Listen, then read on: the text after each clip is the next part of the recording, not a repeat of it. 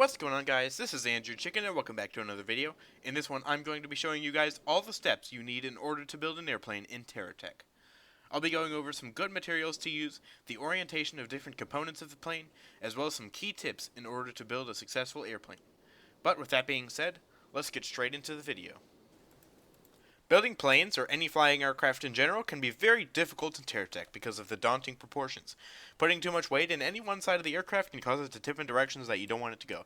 For example, on this aircraft right here, you can see the two sides of the aircraft are perfectly symmetrical. You got the lights on the same side, the propellers on the same side, you got the wings all exactly the same. Now, if I were to put some, say some batteries all on this left side of the plane, well, it's going to veer very sharply to the left. This has a lot of weight on the left, so if you can see, if I try to fly this thing, which is, you can see it does that. And it's also very hard to even get off the ground because of all the weight I put on there. But yeah, first things first, you don't want to do that. Making sure the front and the back of the plane have similar weights is very helpful as well. So we have the same plane here without the batteries, because batteries, well, they make it go to the left, and we don't want that. But if you put too much weight on the front, it's going to nosedive, and that's not good because then you'll crash your plane and die. And if you put too much weight on the back, well, it's going to veer very sharply upward and stall. So if I put a bunch of weight on the front, so let's take our batteries again, these nice looking batteries. Let's place a bunch on top right here. This is in the front of the aircraft. It's going to be very hard to even get this thing off the ground, but even if we did, it's going to nosedive very hard. So is this off the, get off the ground? It won't even get off the ground, but hey, come on, let's go off this hill. Yeah, there we go. So yeah, that happens. I did not try to loop-de-loop there, but the batteries literally tipped the plane so far backwards because I have them so tall that it just kind of does that. So yeah, you need to make sure that you have the correct balance of weight on all four sides of your plane. The front, the back, the sides, they all need to have the same type of weight. So if I go ahead and reset this plane right here, I need to go select that again. Give me the plane. No, that plane. Yeah, there we go. So this plane is one of my favorite planes I've built. It's very nice. It's fast. It's easy to get off the ground, and it's got a lot of ammunition. Got some missiles under there. We'll get to that later. But this plane flies so well because the weight is pretty well balanced. I have a very heavy fuel rod connecting these two segments of the plane. So it kind of balances out the weight that's so heavy at the front and the back. And the weight at the front and the back is also balanced. I put all the batteries as well as the healing bubble back here, as well as all of these gyro stabilizers and the engine. Now on the front here, I've got a gun, I've got the propellers, and I've got some other useful things like the other bubbles as well as the radar. So these two sides balance each other out because I've equally distributed all of the parts in the plane. And also you can see I've got an equal number of blocks. Relatively. We've got about, 4 blocks there, and we've got about 6 blocks here in a cab, but the equipment back here is also heavier. As you can see, the fuel tank is more oriented to the back than it is the front. So it's all a matter of balancing the components of your plane to make sure that both sides are equal. And also, you need to make sure that both sides of these planes are equal, or else you're going to be going places you really don't want to go. Now, you can't go making a plane in TerraTech with just any old blocks. Some blocks in the game can be better replaced with lighter blocks to make your plane easier to fly, some weapons are better suited for planes than others, and some blocks will just weigh your plane down. For example, these avalanche launchers would be better replaced by the Hawkeye cruise missile or missile launcher. Full blocks weigh a lot more than the variety of different venture brackets that can function the exact same way. And never use the GeoCorp blocks. Seriously? Those are for heavy slow mining vehicles, not aircraft. Most of the time, the building blocks of your aircraft will be Venture, while the missiles are better off being Hawkeye. Aside from the situations where full blocks are necessary, it is a good idea to use brackets whenever you can. Now, there are countless different methods for constructing the frame and wing setup of an aircraft. They can be big or small, or look completely ridiculous, but there are some key points to follow when configuring your wings and attaching the various parts needed to make a flyable plane. So I've got a basic venture cab right here, and we need a body to it. So we need something that we can attach all of the nice looking venture blocks to, all the like wings and stuff. So let's just build a body. So we can put some long straight brackets back here. Alright, typically I only use one of those. But basically you want to try and use the lightest blocks you can so this thing can actually get off the ground and stay in the air. So we're going to make a nice little block right here. Please go the direction I want to. Freaking TerraTech. Fix your block orientations. There we go. We got that block right there. That's going to be where our propellers go, as well as our wings. We can attach some long straight brackets right there. This is just the type of plane I would normally use. Alright, you don't have to build this block for block, but this is just a general idea. So you can get your flight blocks. Now there is actually a setup you need to do for your wings. You need the middle wing first. That's why it's called the middle wing. You put it in the middle, like that. So you got that for both your sides, and then you got the venture wing expander right, which is basically the tip of your right wing.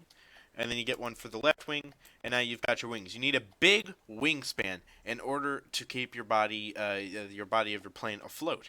Like if you see a bird or something in the air, right? They've got relatively big wings compared to their body, you know, especially like eagles and stuff like that.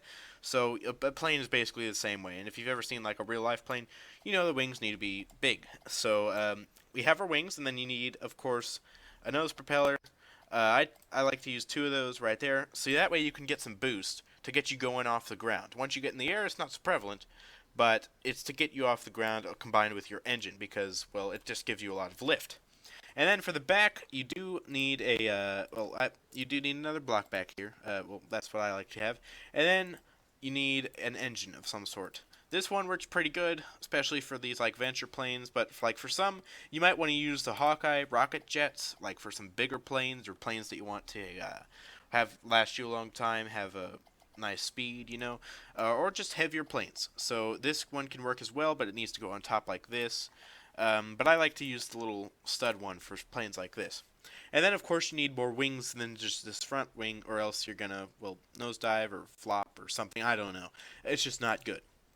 So you can get some more wing expanders. You don't need bigger wings in the back, especially since that just looks kind of weird. But I mean, you can have big wings back here. I don't know, but this design does work. Then you put your tail wing on. Tail wing is important for vertical stability, so that way like you don't tip anywhere, because you need an odd number of wings. If there's one thing I've learned from engineering class, it's that.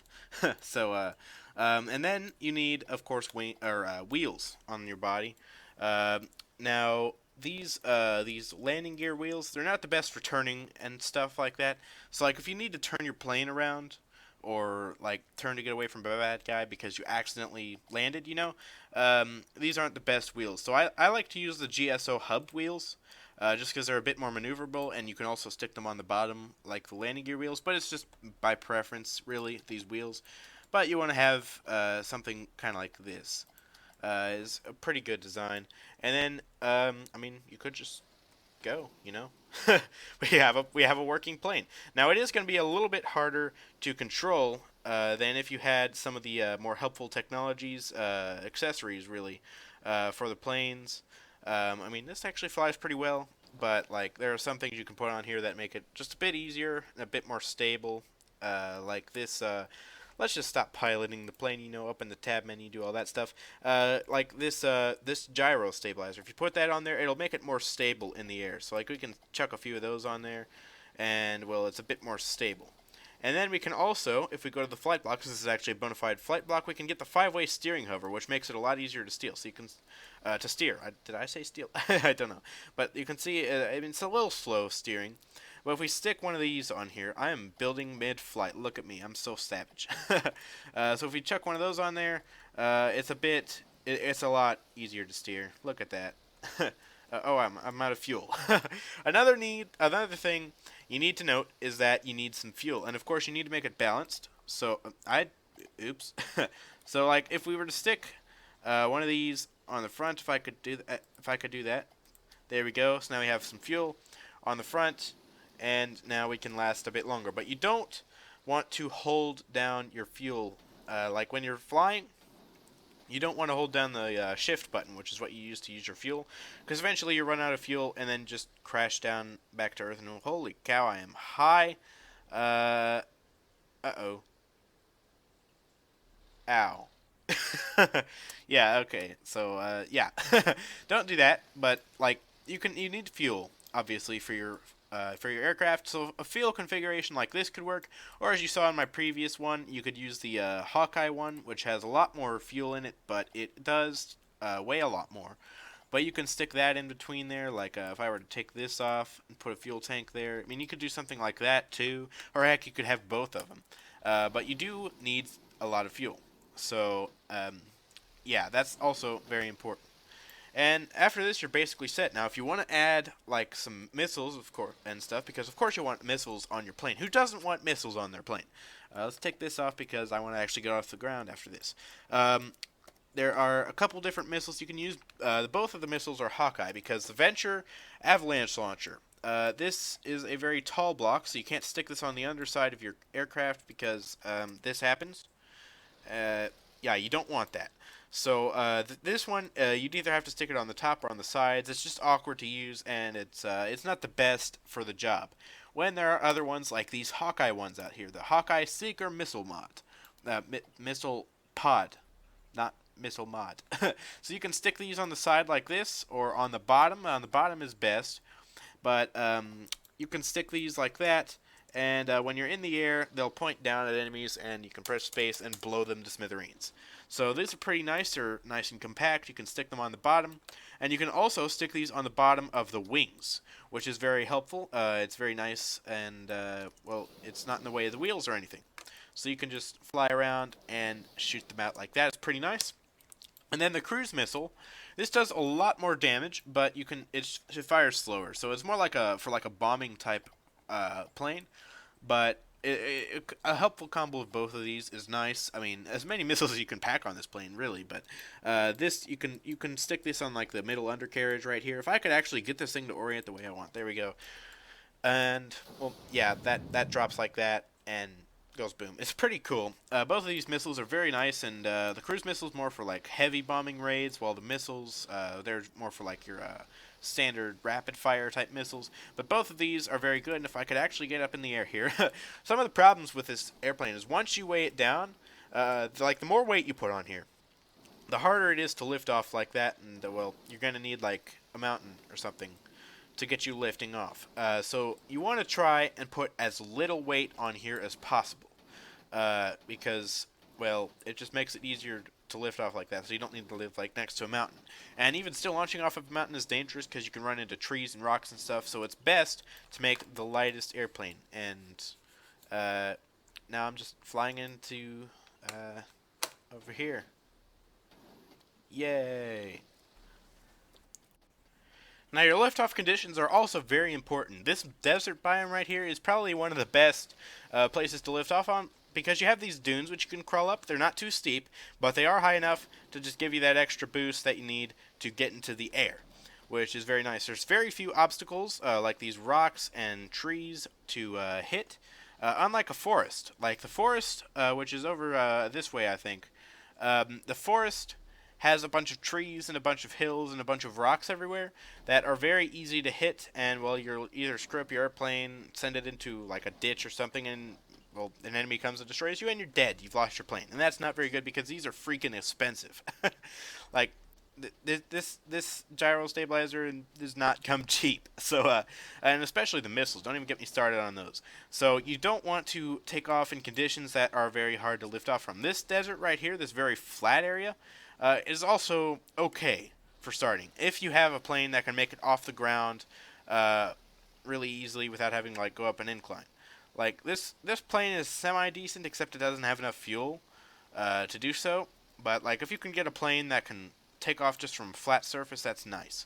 It's really nice for this. Like if we were to take off this hubcap, this hub wheel right here, we could probably do it since we're at an incline. Also, inclines are somewhat helpful when lifting off like this. They're not mandatory, but they help. But yeah, basically, you want to start in a place. You want to have like a liftoff area that is hilly, but not too hilly, with few obstacles to hit. So that way, your airplane has the best chance of lifting off and flying around. So yeah, make sure you have the right liftoff conditions, which is not over in this forest. Don't go over there. Like, seriously.